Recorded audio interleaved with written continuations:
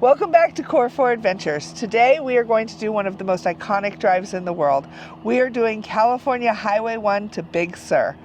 We're going to start the day off in San Simeon and check out the elephant seals.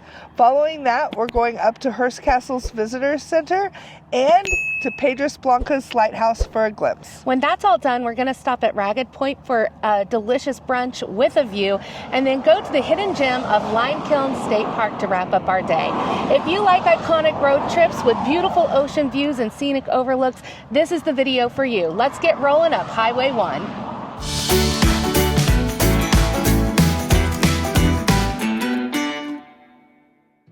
Highway 1 is one of California's most breathtaking drives, winding right along the rugged coastline where every turn seems to reveal another postcard view.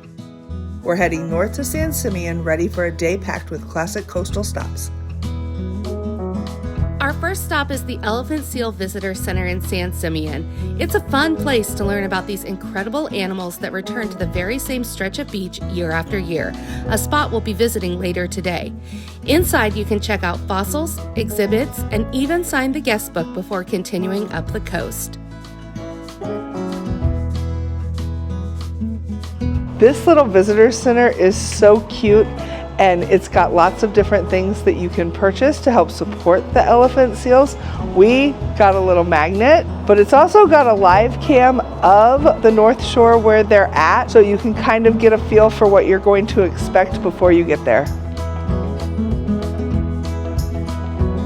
Leaving the Elephant Seal Visitor Center, our next stop is Hearst Castle. But before we get there, we spot a herd of elk grazing right off the highway. These Thule elk are believed to be descendants of animals released when William Randolph Hearst Private Zoo was disbanded back in 1937. And they're not the only former zoo animals you might see out here.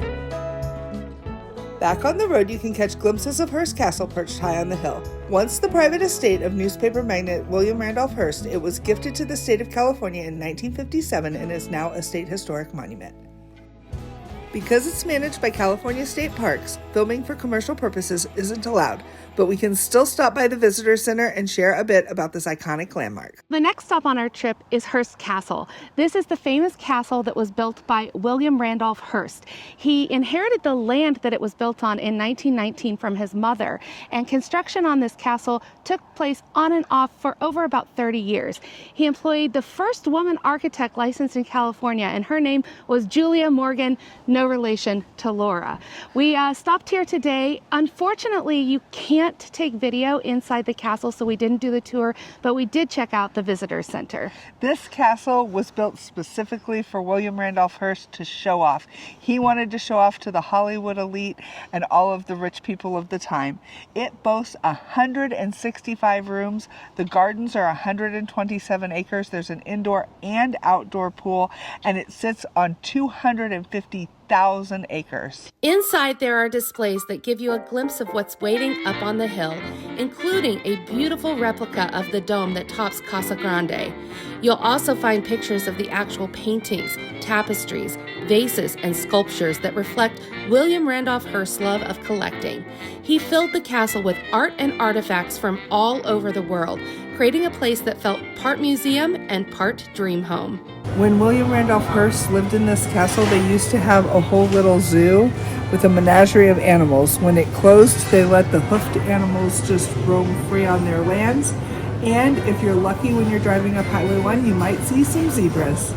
So even if you don't have time to take the full tour of Hearst Castle, or you don't have money to spend on the ticket, stop by the Visitor Center because they've got some free areas that have some museum type installations that show real items from the house right down here. And again, it's something that's free and easy to get to. It's definitely worth a stop. There are so many things to see, such as this marble light, 2 towering silver candlesticks, an intricately carved headboard, and a wooden chair that once furnished his guest rooms. And up on the wall is a timeline of Hearst's life, showing how a newspaper tycoon became one of the most avid art and antiques collectors of his age. The Visitor Center gives you a taste of Hearst's world, but the real attraction is the tour itself. These postcards give you a glimpse of what's beyond those gates. Here's the iconic Casa Grande, the centerpiece of the estate, and La Cuesta Encantada, the Enchanted Hill. One of the guest houses, Casa del Sol, offered visitors their own little slice of luxury, surrounded by beautiful gardens and sculptures like the wrestlers. The Neptune pool is instantly recognizable, framed by classical columns, while the Roman pool below glows in deep shades of blue and gold tile. Inside, rooms like the assembly room, Gothic study, and billiard room show off Hearst's incredible eye for art and detail. It's no wonder the castle remains one of California's most fascinating landmarks. Back on the road again, we're heading just a few miles north of Hearst Castle to one of the most popular stops along Highway 1, the Elephant Seal Rookery. These incredible animals haul out on the beach year after year, and depending on the season, you might see everything from playful juveniles to massive bulls battling for territory. Just north of Hearst Castle is the actual elephant seal viewing area. Now, just north of the parking lot is where we are today because it's the fall haul out, and all of the pups that have been at sea since spring are coming to shore to take a rest. These are going to be the juveniles that are 1 to 5 years old. In about a month, the elephant seal males and females will start coming to shore for breeding and mating and giving birth to their young, but that usually happens down at the South Shore. This colony of elephant seals is enormous. At peak times, you can see up to 17,000 animals on shore. It is a really cool way to see nature at its finest. After spending some time with the elephant seals, we're back on Highway 1 for a short drive north to the Piedras Blancas Light Station.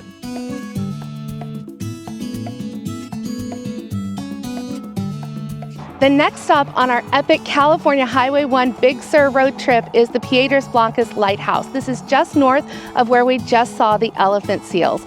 Unfortunately, we're not going to be able to tour it today because it is run by our federal government, and it's October 2025 and our government is shut down right now. However, they do tours, so check online for that if you're going to be in the area.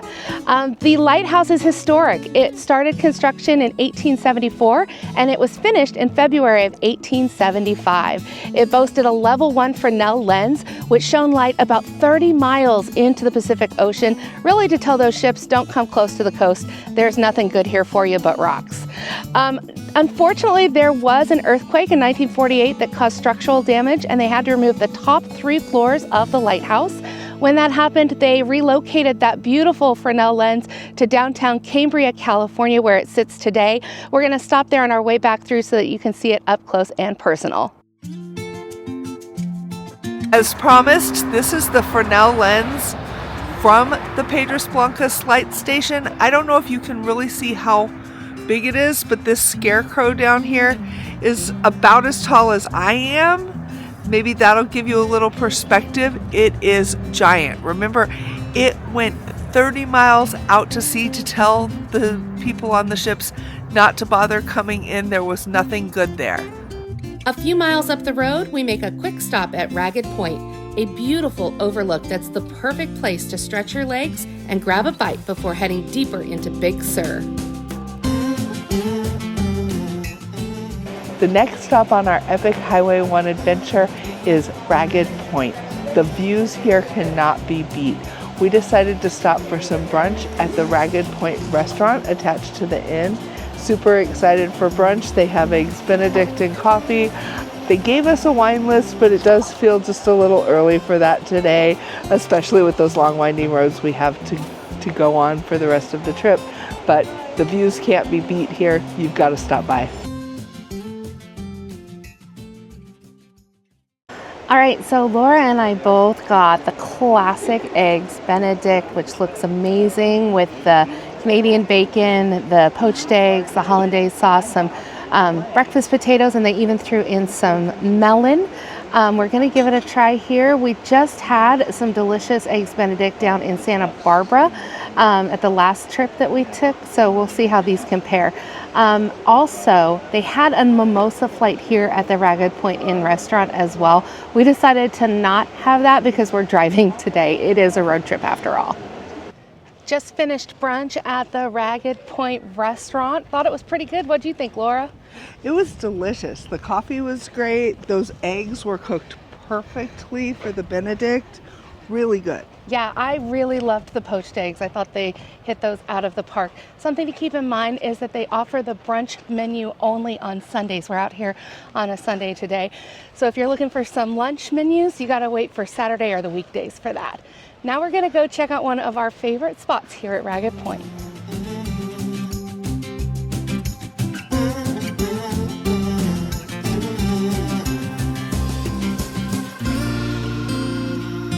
Here we are. This is called the portal to Big Sur. This is where it all starts. So from here up north, we're going to be on those really windy hairpin turns and seeing some incredible views. Absolutely fabulous views. We aren't going to quite get to the bridge we really wanted to show you because of that rock slide, but it is set to reopen the whole road on March of 2026 approximately. So as long as there's no new rock slides this year, you should be able to come anytime after that. Yeah, you always have to watch the weather here in the Big Sur area, the Central Coast area, because it can cause some problems with the roadways.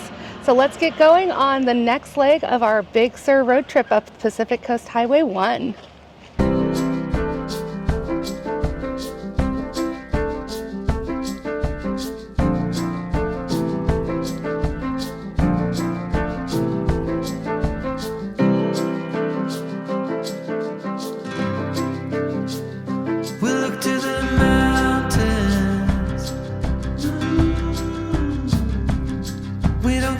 It's only a dream. Nothing is really what it seems anyway.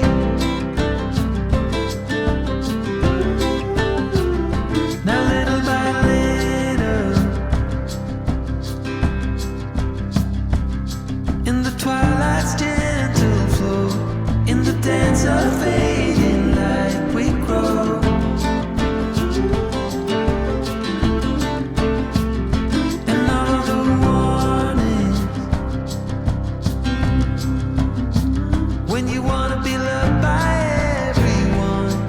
Get fooled by anyone so easily. I'm lost. You say you're tired, so am I. But without you, I'm lost. I'm lost. Yeah, we can walk on water.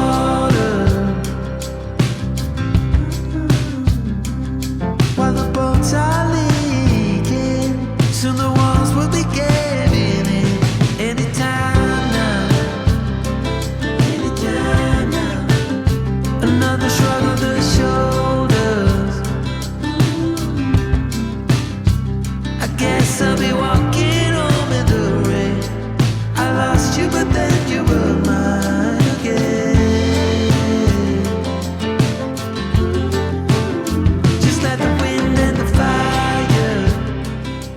We are well underway on our road trip into Big Sur, and this is what it's all about. You've got these windy, twisty roads, but there's places there you could pull your car off, get out, stop, and take a look at the Pacific Ocean and the beautiful views.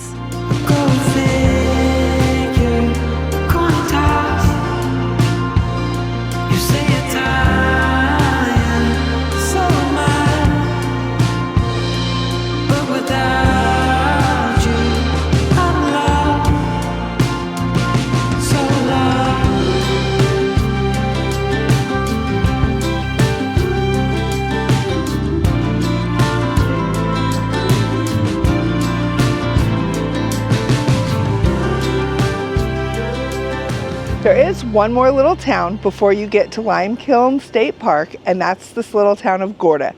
Now, it is the last place that you can get gas for another 40 miles to the north or 12 miles to the south, but definitely only do it if you need to, because today it is $8.79 a gallon, which is a good $3.50 a gallon more than it was in San Luis Obispo.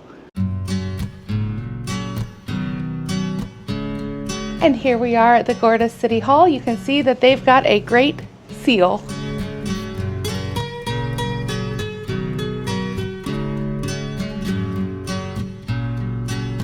Gorda isn't a large town, but they do have 2 different little general stores. So if you don't find what you want in the first one, make sure to check out the second one. They have a little restaurant and an inn. It's kind of cute and quaint, but let's head up to Limekiln.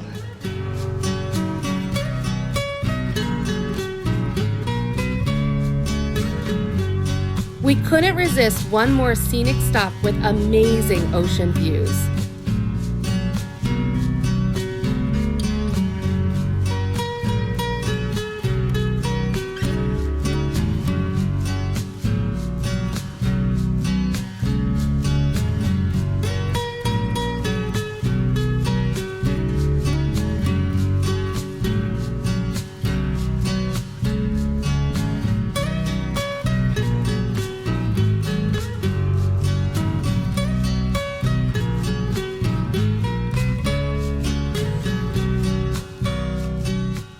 Limekiln State Park is tucked between the redwoods and the ocean. It's one of those hidden gems that perfectly captures the beauty of Big Sur. It's the ideal place to stretch your legs, explore a little, and soak in the peace and quiet before heading back down the coast. So we've made it to Limekiln State Park. This is part of the Los Padres National Forest.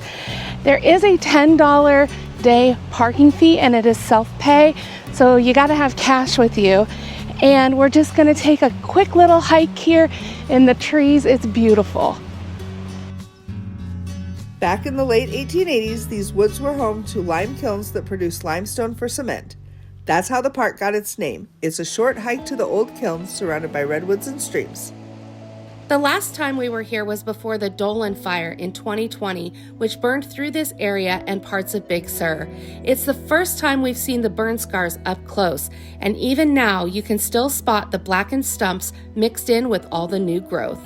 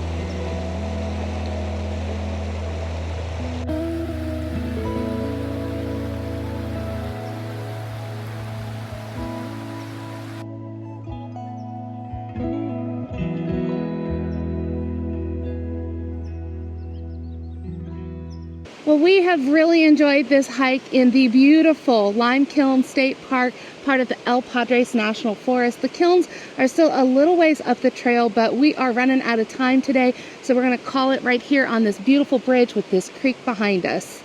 But we have had the most epic road trip of California Highway 1 to Big Sur. We started off in San Simeon at the Elephant Seal Visitor Center. We stopped by the Visitor Center at Hearst Castle. Don't miss that, because even if you're not going to go into Hearst Castle, there's a lot of great things to see there. And we saw the elephant seals themselves, plus Piedras Blancas Light Station, and then we had a delicious brunch.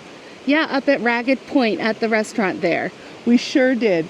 It has been so much fun, and we're so thankful for you to come along on this journey with us.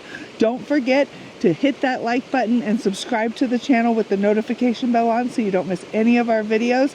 And we will see you next time on Core 4 Adventures. Bye!